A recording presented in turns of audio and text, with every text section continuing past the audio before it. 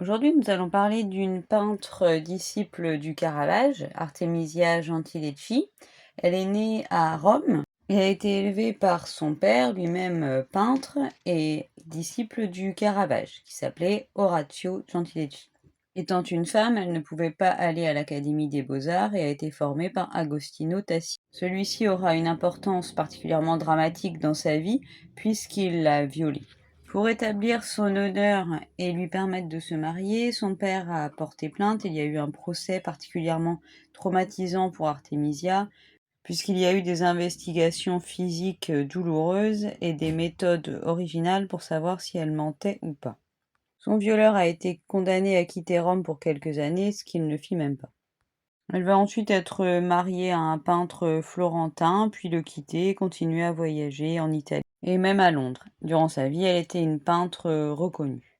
Elle a pu s'attaquer à des tableaux mythologiques et religieux. Et aujourd'hui, nous allons voir son Judith décapitant Holoferne. Cette scène est issue de l'Ancien Testament.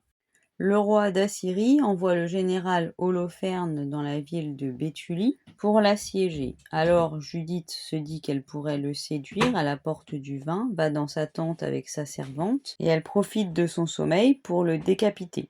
Elle mettra ensuite sa tête dans un sac et pourra le montrer à ses soldats qui auront peur et partiront. Ici, nous voyons au centre du tableau Holoferne dans une position bien désagréable puisqu'elle évoque la position qu'avait Artemisia durant son viol et qu'elle a racontée durant son procès. Sur la droite, nous voyons Judith, bien concentrée, en femme forte, en train de décapiter Holoferne, qui est maintenue par la servante aussi impliquée dans la scène.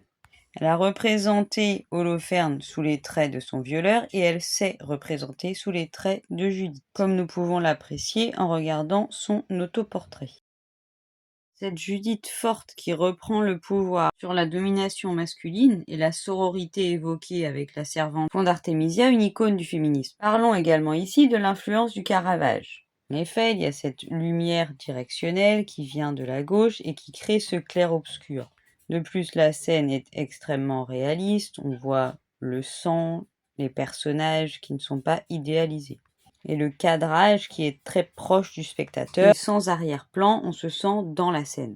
Mais contrairement au Caravage, on peut voir des détails plus appuyés sur les vêtements, alors que le Caravage montre des personnes simples, pauvrement vêtues. En cela, Artemisia fait une belle jonction entre le Caravage et un baroque plus grandiose. Ce tableau se trouve au musée Capodimonte de Naples, et je vais me régaler en continuant Artemisia, un duel pour l'immortalité d'Alexandra Lapierre. À demain!